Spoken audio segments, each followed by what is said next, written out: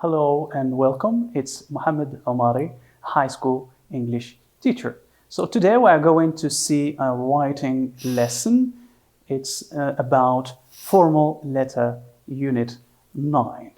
So let's get started. So to fully benefit from this lesson, you would better follow my instructions, means do what I tell you to do.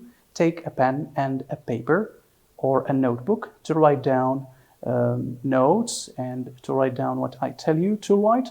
Number 3, open your textbook, ticket 1, page 135. Number 4, remember you are in class. So what do you see here? It's obvious. Is it a dialogue? Is it a text? I don't think so. It's a letter. Okay, so what are the types of letters? Do you know? We have 2 major types of letters. Number 1 is personal letter or informal letter. And of course, we have formal letter or business letter. So let's have a look at the components of a personal letter. So personal letter is written in a friendly manner to someone you are familiar with, like a friend, or a member of a family, like a brother, sister, father, or even grandfather. So it is a casual or personal communication. I repeat, it's used for casual or personal communication, like you can write a letter to your friend telling him about your eating habit, or you can write a letter to your friend telling him or her about a celebration. All right, so it has a different or a specific layout than formal letter. So now let's look at the specificities of a formal letter. It's written for official or professional communication. You can, for example, write it to your boss, write it to your director, or you can even write a formal letter to your president. So writing a personal letter to your president doesn't seem okay. All right, so it is used for commercial purposes, it is used for business, and used for political purposes as well. So of course, the formal letter has a specific layout. So let's explore it together. But before we do that, let's recapitulate about what is a formal letter. So it is written for official or professional communication, like you can send a formal letter to your boss or to someone who has authority over you, to your director, or to the president. Again, it is used for commercial purposes, business purposes, and political purposes. And now let's explore the layout of a formal letter. So you should start by the receiver's address, the address of the person whom you are going to send the letter. And here is the sender's address, your address, and here you write the date. And of course, you start your letter by saying or writing down, "Dear Sir or Madam." And when you finish your letter, you write these closing sentences. "I'm looking forward to hearing from you soon. Yours faithfully," your name and signature. All right, so let's do these exercises. So read the extracts from newspapers. They are about human rights violations. If you still don't know what human rights violations are, go back to the introductory lesson about vocabulary and then come back here again. So they are about human rights violations in different parts of the world.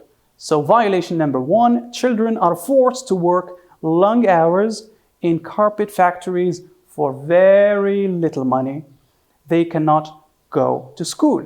That's violation number 1. The government punishes a couple for having a second child. A family is married, man and woman are married, and they're having one child.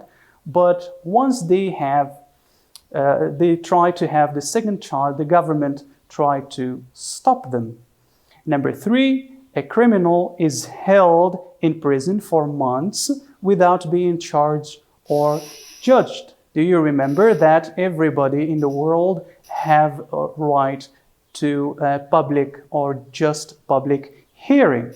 Number 4, women in some countries are not allowed to attend school or hold jobs. So choose a newspaper extract and go back to the UDHR.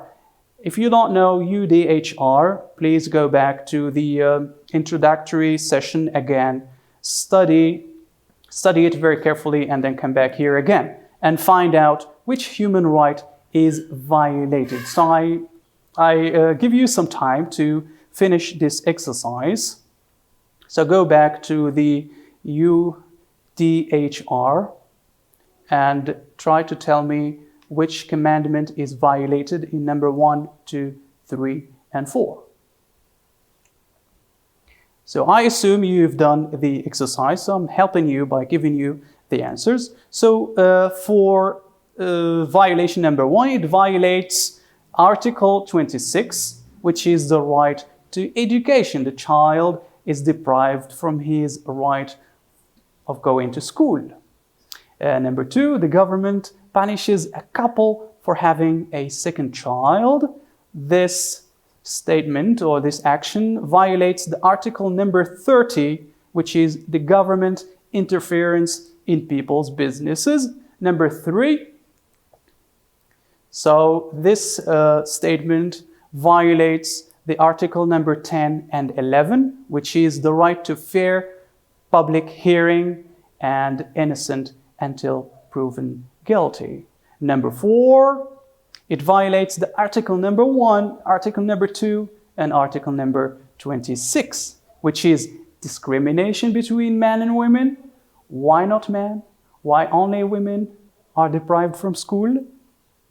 Equality, there is no equality here. And of course, education. Everybody in the world has a right to go to school. Okay? So number 3, write a formal letter to the President of Human Rights Association. So here I'm helping you to write this letter. So you are going to tell him or her about the news, that number 1. Tell him or her about the article from the UDHR that it violates. Number 3, suggest to him or her what action they should do. And number 4, respect the following format of a formal letter. So, thank you very much. I hope you enjoyed this lesson.